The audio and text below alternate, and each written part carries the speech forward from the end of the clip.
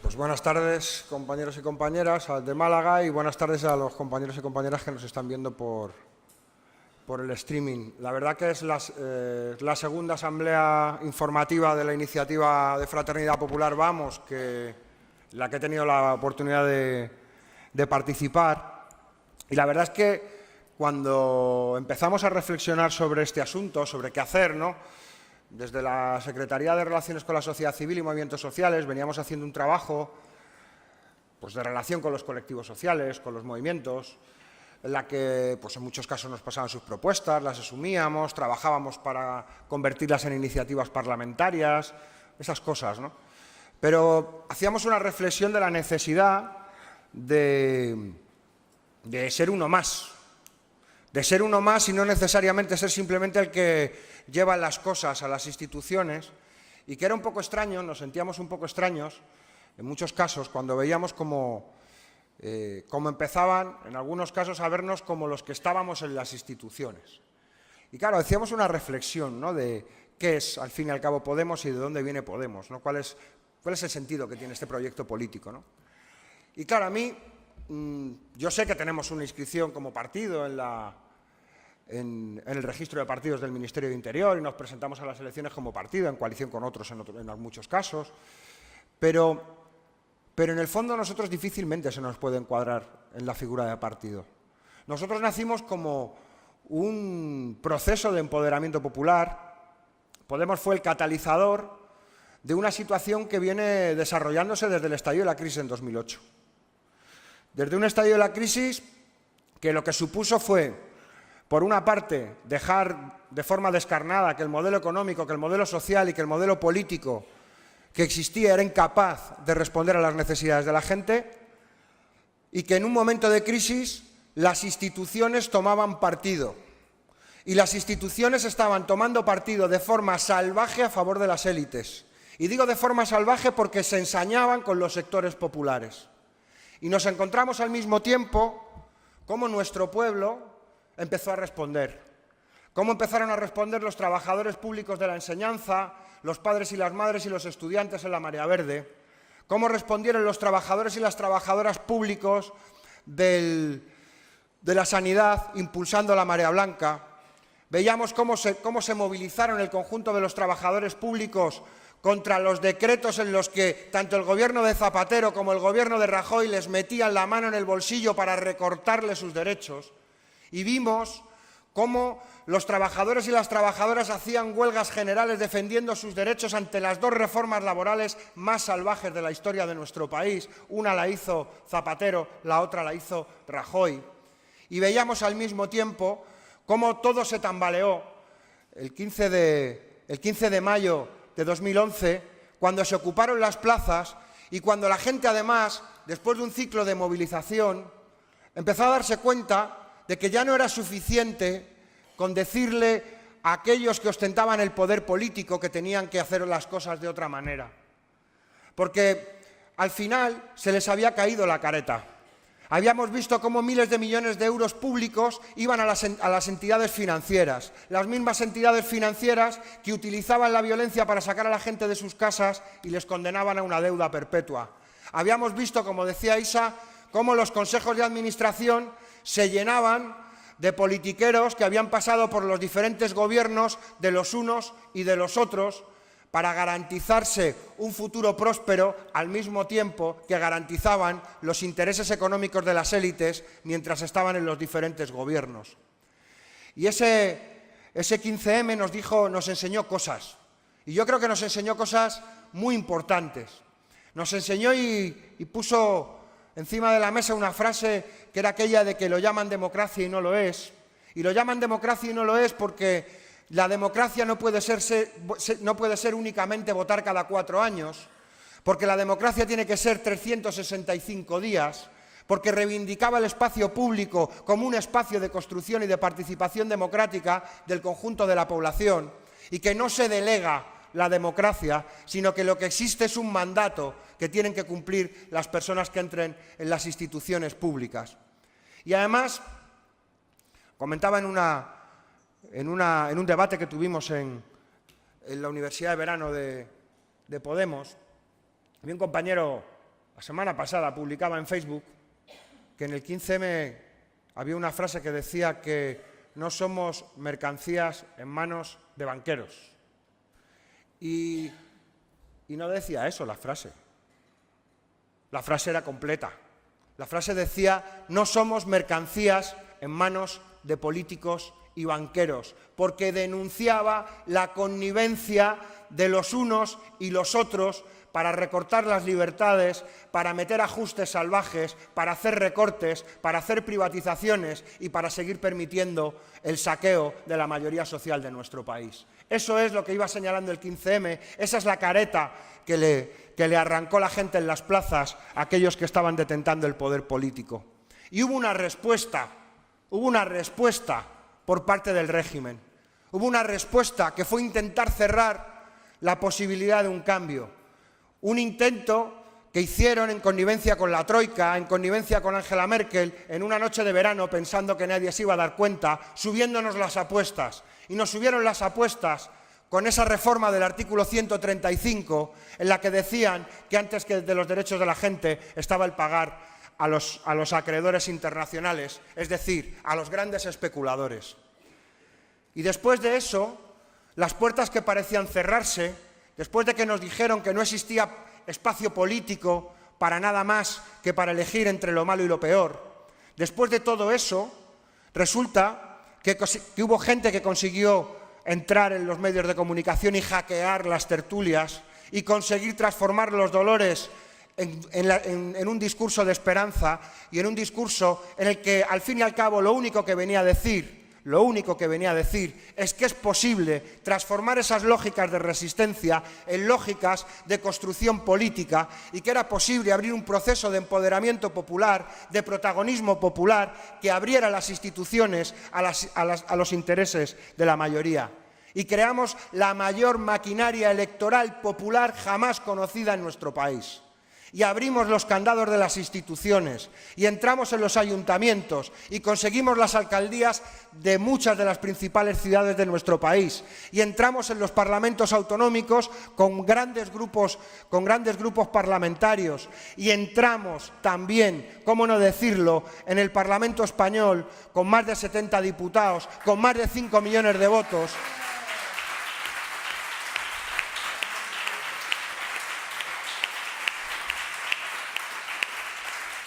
Abriendo un espacio político constituyente, un espacio político que no pidió permiso para irrumpir en el proceso político de nuestro país, que no pidió nada a los bancos y que fue creado de la mano de la gente, de tanta gente que se había esforzado y había peleado durante todos estos años y que estaba cansada de que le dijeran cómo tenían que ser las cosas e iniciaba y abría la puerta al cambio político haciéndolo con sus propias manos.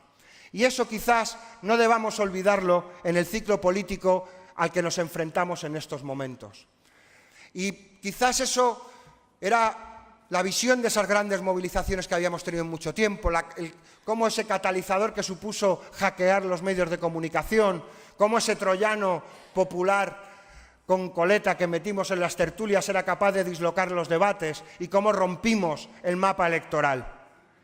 Pero durante todos estos años también hubo fórmulas de resistencia, hubo fórmulas con las que nuestro pueblo se enfrentó a los poderosos.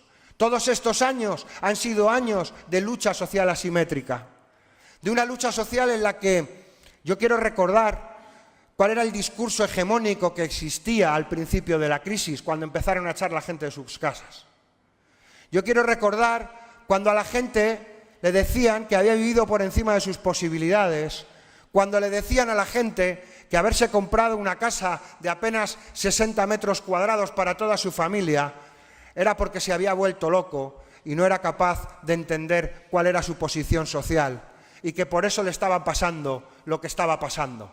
Y esa gente, mucha de esa gente que había perdido su puesto de trabajo, que había visto cómo se le quebraba la vida porque no era capaz de pagar sus cuotas hipotecarias, esa gente nos dio una lección, no solo a nosotros, dio una lección al país entero, demostrando que es posible eso que llaman la lucha social asimétrica, que no deja de ser nada más que la batalla entre David contra Goliat. Y además, no solamente plantearon la batalla, sino que fueron capaces de ganar hasta cuando perdían. De ganar hasta cuando perdían, porque eran capaces de destapar las contradicciones de lo que estaba pasando ahí fuera. Porque era una victoria cuando se paraba un desahucio, pero era una victoria también, incluso aunque se ejecutara el desahucio, porque se veía de forma descarnada cómo las instituciones estaban por una parte rescatando a los privilegiados, rescatando a los bancos, y de otra parte estaban violando los derechos humanos de la mayoría social de nuestro país. Y eso hizo que girara la forma de pensar en nuestro pueblo, y eso hizo que girara la forma de pensar, y eso hizo que se señalase a los verdaderos responsables de la crisis. No es casual que en nuestro país haya dado una lección democrática al conjunto de los países de Europa. Mientras en otros países de Europa se señala a los migrantes, se señala a aquellos que están en peores condiciones como responsables de la crisis, tenemos que estar muy orgullosos de nuestro pueblo, que ha sido capaz de señalar a los verdaderos responsables de la crisis, las entidades financieras, el poder político y la troika, diciendo que ellos son los responsables de la crisis.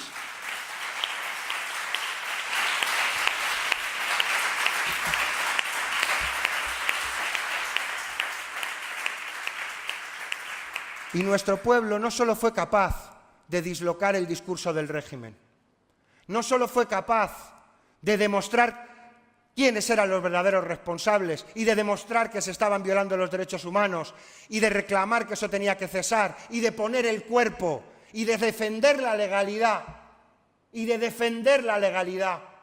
porque la gente que estaba impidiendo los desalojos forzosos sin alternativa habitacional, lo que estaba haciendo era exigiendo el cumplimiento de la Observación General 7 del Comité de Naciones Unidas. Estaban defendiendo la legalidad frente a aquellos que la estaban violando desde el poder político y desde el poder judicial. Pero además veíamos cómo frente a esa situación en la que nos decían que es tu problema y el tuyo, construían una forma de responder que era tendiéndose la mano. Diciendo que no es mi problema y tu problema, sino que es nuestro problema, que esto es un problema colectivo del que podemos salir juntos dándonos la mano. Y eso quizás fue de los ejemplos más visibles, de los ejemplos que consiguieron romper el bloqueo mediático. Me acuerdo cuando al principio eso solo salía en las televisiones internacionales. Y consiguieron romper el bloqueo mediático. Pero ha seguido habiendo durante muchos años otras prácticas invisibilizadas, otras prácticas que se han ido desarrollando en cada pueblo, en cada barrio, en cada escalera de vecinos. Esas prácticas que hacían que los abuelos y las abuelas fueran los que garantizasen que los nietos pudieran comer, que los nietos pudieran comprar el material escolar. Esos padres que ayudaban a los hijos para salir adelante, esos amigos y esas amigas que se ayudaban a pagar las facturas de la luz cuando no se podían pagar o que se echaban una mano para pagar la letra de la hipoteca o la letra del alquiler. Esa gente que, como decía mi amigo Coy, está viviendo en muchos casos la dictadura del Tupperware, de tener que ir muchas veces a casa de los familiares, a tener que recoger esos alimentos para poder seguir tirando para adelante. Pero eso es una lección que le ha dado nuestro pueblo a los poderosos frente a las situaciones difíciles. Mientras desde las instituciones se imponía la ley de Darwin, la ley del más fuerte, mientras desde las instituciones se imponía de forma salvaje las leyes de proteger a esos privilegiados, nuestro pueblo respondía dándose la mano y haciendo el problema del de al lado el problema propio. Y eso le queríamos dar un nombre, y eso le llamamos fraternidad. Y esa fraternidad de la que nos hablaba Antoni Domènech, un historiador, que no es Xavi Domènech, el portavoz y compañero de En Comú Podem, que nos hablaba de la fraternidad como un concepto que nace cuando estaba cayendo el antiguo régimen, allá poquito antes de la Revolución Francesa, y decía que ese era un concepto eminentemente antipatriarcal. Un concepto eminentemente antipatriarcal, porque rompía esa relación vertical que existía entre el Señor que ejercía la propiedad sobre todos, sobre los trabajadores y las trabajadoras manuales, sobre las mujeres, sobre los hijos, y lo rompía porque convertía a los seres humanos en hermanos y en hermanas, los unos y las unas de los otros. Y eso, al fin y al cabo, abría la expectativa de una filosofía, de una posibilidad de la construcción de un modelo social de dimensión humana. Y cuando nosotros y nosotras nos planteamos la construcción de un movimiento popular democrático, tenemos que ser capaces de entender que ese movimiento popular democrático que es Podemos no puede estar al margen de esas prácticas, que tenemos que ser capaces de decir que nosotros no tenemos la solución mágica, que nosotros y nosotras nacimos aprendiendo de nuestro pueblo, que nosotros y nosotras queremos a nuestro pueblo porque no hace más que enseñarnos cosas todos los días para poder afrontar el futuro.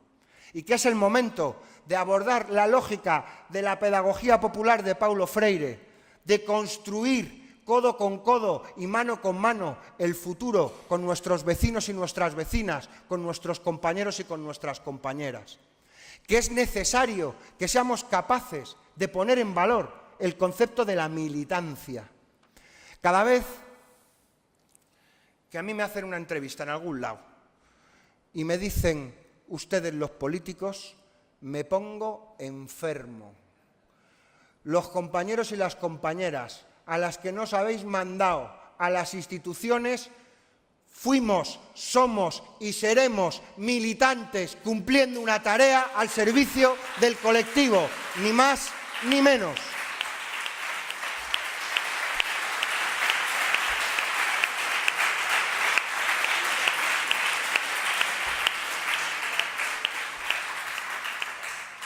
Y queríamos devolver un granito de arena de todo lo que hemos aprendido durante estos años.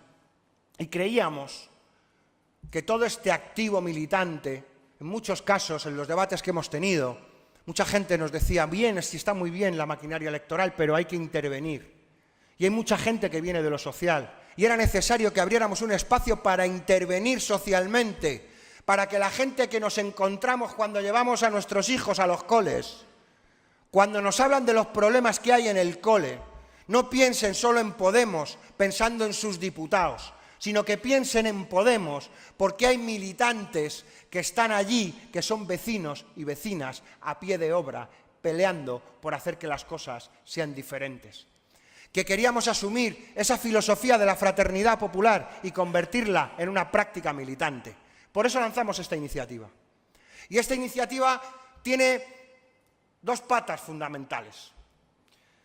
Creemos que, por una parte, es importante romper la separación entre el trabajo institucional y el trabajo de calle. Nosotros no hemos venido a solucionar la contradicción entre las instituciones y la calle. Hemos venido a trascenderlo como lo han hecho los compañeros y compañeras en Murcia, que presentaban, por una parte, una iniciativa en el Parlamento para ver cómo salvábamos la mochila escolar al principio del curso, y al mismo tiempo unos buen puñado de círculos en Murcia se ponían a hacer recogidas de material escolar que entregaban a las asociaciones de padres para garantizar que los niños y las niñas pudieran acudir al colegio con sus materiales. Ser capaces de organizar el mientras tanto, ser capaces de decir que es posible que este proceso político no es solo institucional, que este es un proceso político con protagonismo popular, porque eso al final nos puede permitir cambiar muchas veces las correlaciones de fuerzas en las instituciones. Yo os voy a poner un ejemplo, y tiene una gotita de autocrítica. La ILP de la vivienda en Cataluña. Lo comenté en otra de los debates que hemos tenido. La ILP por la vivienda y contra la pobreza energética que se impulsó en Cataluña tuvo el voto favorable de todos los grupos políticos, incluido el Partido Popular y Ciudadanos. No se pudo oponer ninguno, no se atrevió a oponerse ninguno. Luego el PP en Madrid cogió y lo recurrió al Tribunal Constitucional y está suspendida la ley. Pero allí no se atrevieron. Pues esa misma ley la tradujimos nosotros del catalán. y la presentamos en el Parlamento andaluz. La presentamos. ¿Y sabéis lo que pasó? Que Susanita y los amigos de Rivera dijeron que no se podía ni discutir, que no se tomaba en consideración. ¿Qué nos había faltado? Calentar, preparar, organizar, empujar. Porque lo que nos estaba demostrando esas dos experiencias, por una parte, que necesitamos muchísimo hacer trabajo entre los sectores populares, que nuestras propuestas no deben ser nuestras propuestas, sino las propuestas de la mayoría social, que cuando llegan a la institución saben los que están en la institución que hay mucho pueblo detrás dispuestos a defenderlas. Y al mismo tiempo lo que nos está enseñando eso es que si hay empoderamiento popular, si hay protagonismo popular, si las propuestas están empujadas por la mayoría social, podemos ser capaces de dislocar la aritmética parlamentaria. Que no se nos olvide nunca, porque ahí hay grieta y ahí hay que seguir empujando.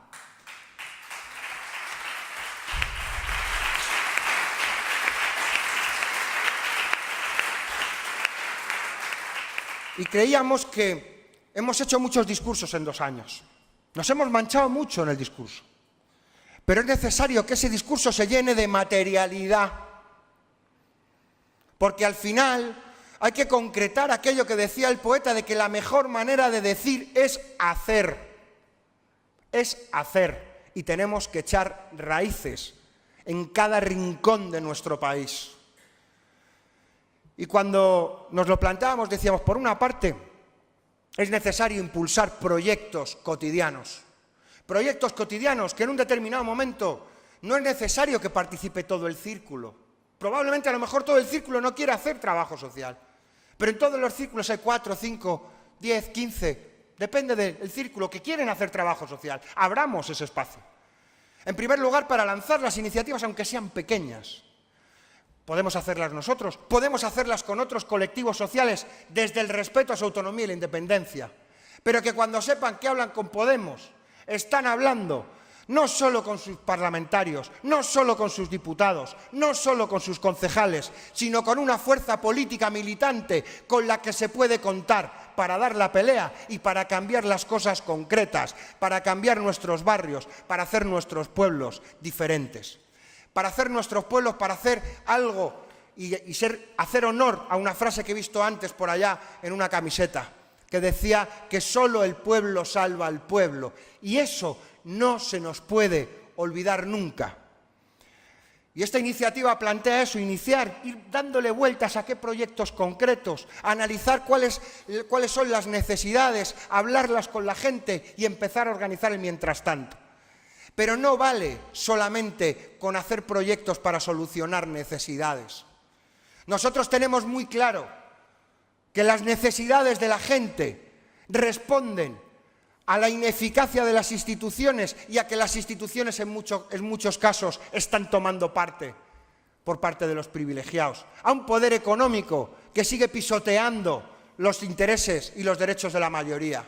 Y nosotros y nosotras queremos hacer valer una máxima que dijo una mujer hace mucho tiempo, que era que allí donde hay una necesidad nace un derecho. Y ahí tenemos que estar nosotros y nosotras para organizarlo, para decir que cuando nosotros y nosotras tenemos que echar una mano, juntarnos con los vecinos y organizar una ludoteca, no solamente vamos a organizar la ludoteca, sino que vamos a señalar y vamos a decir que la institución ahí está dejando de cumplir con sus obligaciones. Que cuando en un cole, si nos ponemos de acuerdo con la asociación de padres porque tienen una deficiencia, porque les han cortado, con los recortes les han quitado los profes de apoyo, porque hay muchos chavales que no tienen actividades extraescolares y hay que meter el hombro para asegurar que todos los chavales tengan la posibilidad de tener acceso al derecho a la cultura. No vamos a olvidarnos de que ese es el resultado de los recortes, de que ese es el resultado de las políticas antisociales que se está haciendo desde las instituciones. Con una mano construyendo y articulando el empoderamiento popular y con la otra señalando a los poderosos y tirando de ellos para conseguir que los derechos se conviertan en una realidad. Y por eso, al mismo tiempo que esos proyectos locales que nosotros y nosotras no vamos a decir cuáles hay que hacer. Nosotros y nosotras precisamente entendemos que lo que hace falta ahora, cuando hablamos de poner en valor el concepto de la militancia, del héroe colectivo que se enfrenta a la adversidad, no nos hace falta gente que cumpla las directrices a rajatabla que llegan de los organismos de dirección. No necesitamos eso.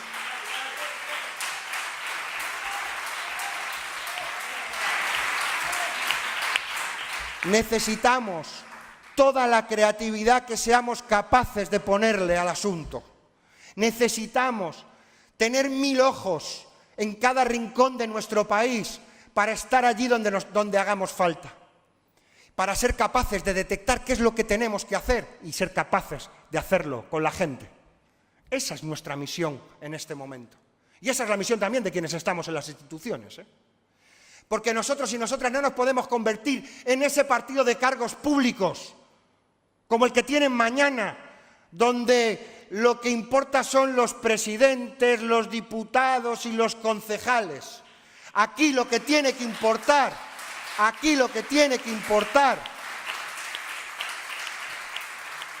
es la capacidad de organización popular, de control popular de las instituciones desde lo cotidiano, porque eso es realmente construir la democracia.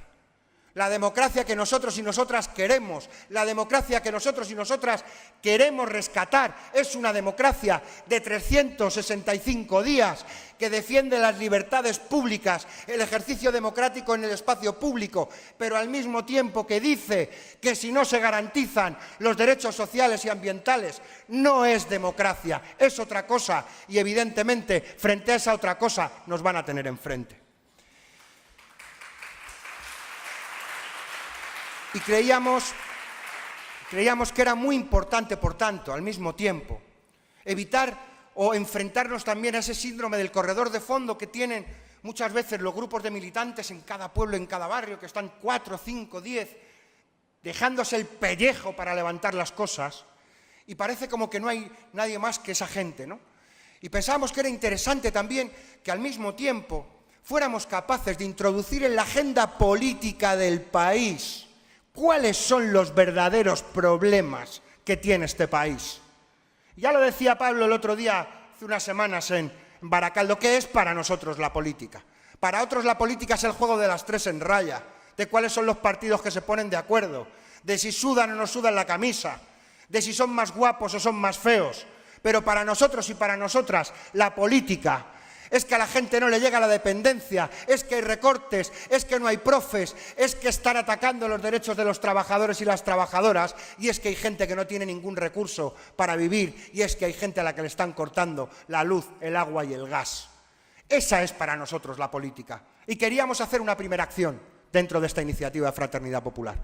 Una acción en una lógica absolutamente descentralizada. No se trata de que hagamos grandes movilizaciones, pero queremos hacer muchas. Queremos hacer muchas para visibilizar en el marco de la iniciativa de Vamos que estamos en muchos sitios, que hay mucha gente en la calle peleando. Y hemos elegido el 17 de octubre. El 17 de octubre es el Día Mundial para la Erradicación de la Pobreza. Y en ese día abordar todo el fenómeno de la pobreza era difícil. Y queríamos elegir una cosa, que fuera representativa. Y que fuera representativa, por una parte, de esa violación de derechos de nuestra gente que se está produciendo en estos momentos. Que al mismo tiempo tuviera una perspectiva de lo que va a ocurrir ahora, cuando llegue el invierno. Y que quería señalar al mismo tiempo la complicidad que existe entre el poder político y las élites económicas de este país, en las puertas giratorias que son las que engrasan los cortes de luz en nuestro país o los abusos en las facturas de la luz. Hemos visto cómo prácticamente ha subido el 70 y tantos % en los últimos años la factura de la luz en nuestro país desde el 2008. Casi un 100%. Que se compare con las subidas salariales que ha tenido la gente trabajadora cuando hemos tenido una desvalorización de los salarios. Que se compare.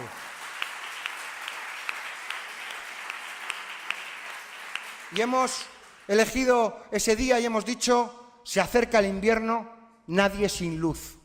Nadie sin luz, no solo porque las instituciones puedan cubrir y proteger, claro que sí, pero es que tenemos otro problema. En este país, cuando se liberalizó eso del mercado eléctrico, digo liberalizar porque lo que hicieron fue apalancárselo entre cuatro. Cuando se hizo eso, entre todos y todas, pagamos un facturón a las empresas eléctricas. Y hubo trabajadores públicos que se pusieron a hacer la cuenta en esa factura. Como muchas veces, mucha gente las ha tenido que hacer estos últimos meses porque las empresas eléctricas le meten la mano en el bolsillo cobrando lo que no deben a tanta gente. Pues eso no solamente se lo están haciendo a la gente en cada una de sus facturas de la luz de forma masiva, sino que se lo hicieron al Estado, a todos y todas. Nos quitaron 3.500 millones de euros. Y esos trabajadores públicos hicieron los informes, hicieron su trabajo y los pusieron encima de la mesa de los responsables políticos. Y los responsables políticos, esperando esa alfombra roja de las puertas giratorias, primero el PSOE y luego el PP, miraron para otra parte y no tuvieron la valentía de decirle a las eléctricas que le devuelvan a nuestro pueblo lo que le han quitado. Y nosotros y nosotras queremos decirle el día 17 que la pobreza energética en este país tiene responsables y que no estamos diciendo que los poderes públicos paguen la factura, porque nuestro pueblo ya ha pagado la factura y lo que queremos es que no le corten la luz a nadie que esté en situación de vulnerabilidad y que se haga una auditoría cuanto antes que frene los abusos en la factura eléctrica de la gente trabajadora de nuestro país.